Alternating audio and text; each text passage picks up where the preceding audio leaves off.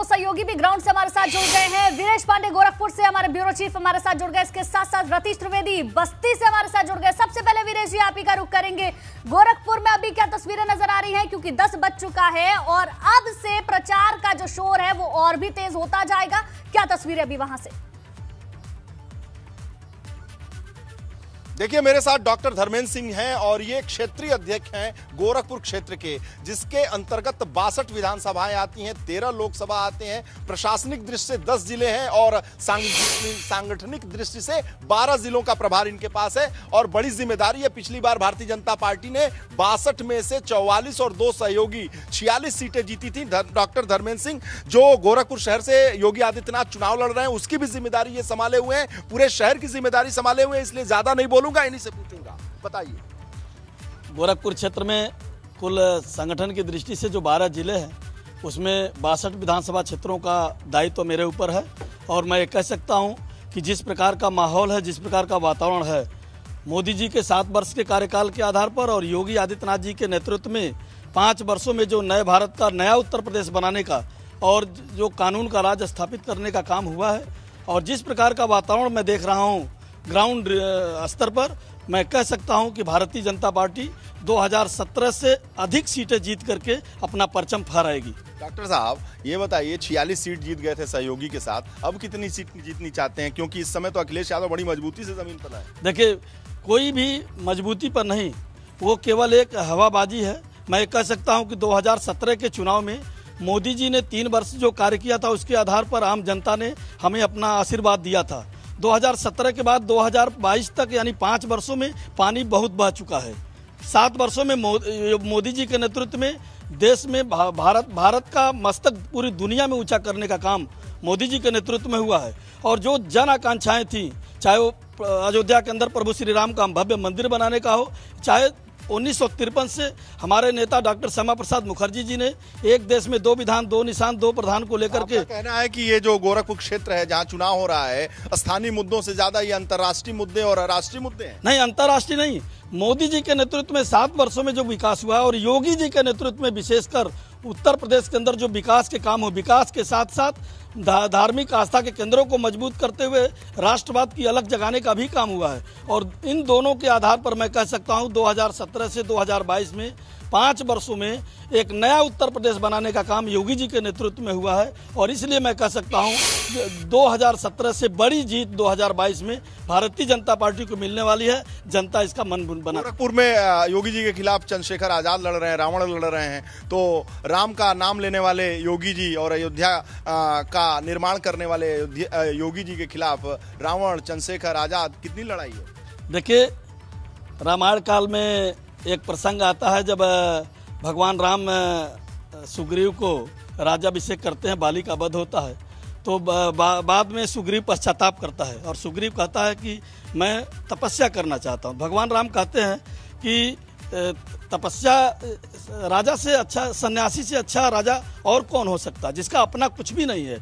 और ये सुखद संजोग है कि उत्तर प्रदेश के अंदर आज वैसा ही तपस्वी राजा मिला है जिनका अपना कुछ नहीं है, सब कुछ जनता का है। और इसके आधार पर मैं कह सकता हूं कि योगी जी के ने जो काम किए हैं उसके आधार पर आम जनता के बीच एक माहौल है और गांव-गांव में लोगों में, गरीबों में, निचले तबकों में भी जगह जगह पर योगी जी और मोदी जी के प्रति जिस प्रकार का जन उभार आ रहा है, मैं कह सकता हूं। धर्मेंद्र सिंह जी, ग्राउंड रिपोर्ट है और कहा यह जा रहा है कि अखिलेश यादव की जब यहाँ सभा हुई, शो हुआ, जबरदस्त भीड़ हुई, लाखों लोग पहुंचे, तो भैया जो यहीं हाँफ रहे हैं, यहीं सांस ले रहे हैं, तो कैसे होगा? आपने देखा कल योगी जी के नेतृत्व में गोरखपुर में जो रोड शो हुआ, लाखों की संख्या में अभूतपूर्व ऐसा रोड शो, पूरी जनता निकल करके सड़कों पर आगे लोग फूल वर्षा कर रहे हैं, आरती लेकर कर रहे हैं। और जो आपने कहा समाजवादी पार्टी ने जो कहीं भी इस प्रकार का नहीं है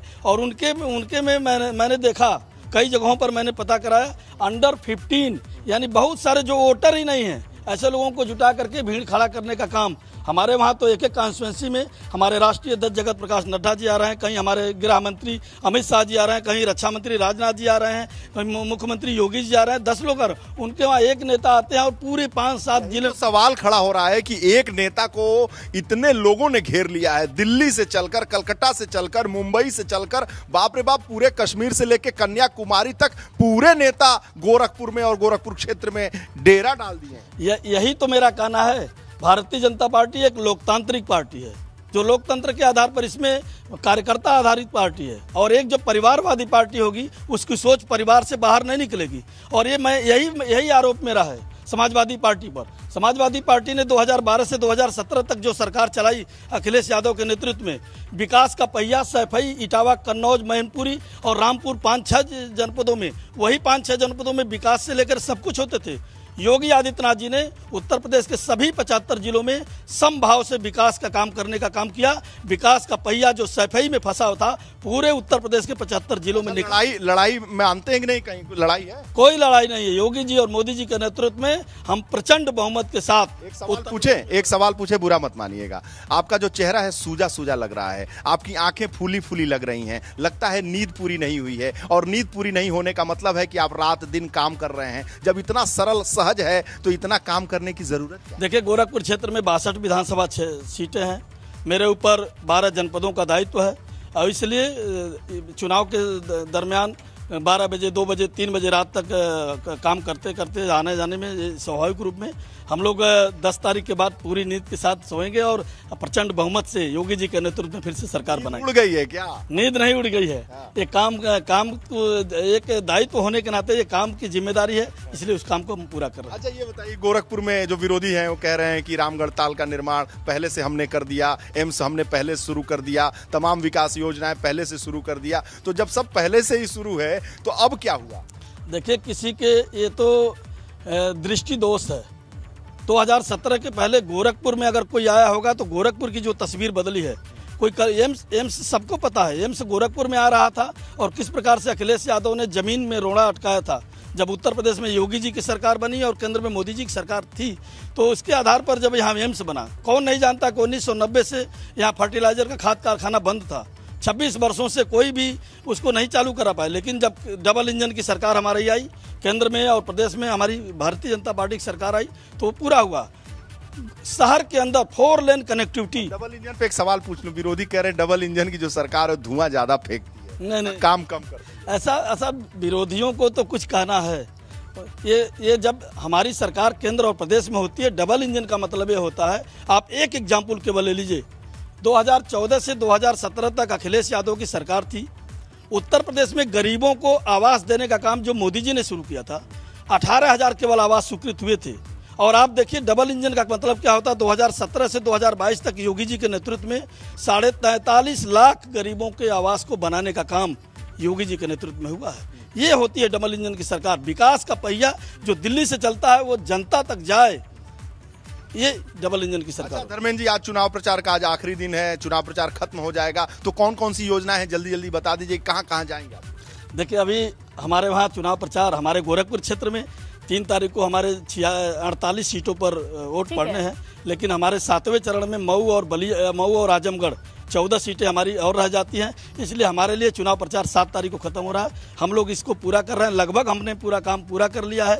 अब हमारे बस्ते बूथों पर जा रहे हैं और हमारे सभी योद्धा अपने बूथों पर। किसी को लगता है डबल इंजन की सरकार एक बार फिर से रंग दिखाएगी और किसी को लगता है सपा की साइकिल इस बार तेज दौड़ेगी। इंतजार हमको करना होगा 10 मार्च का।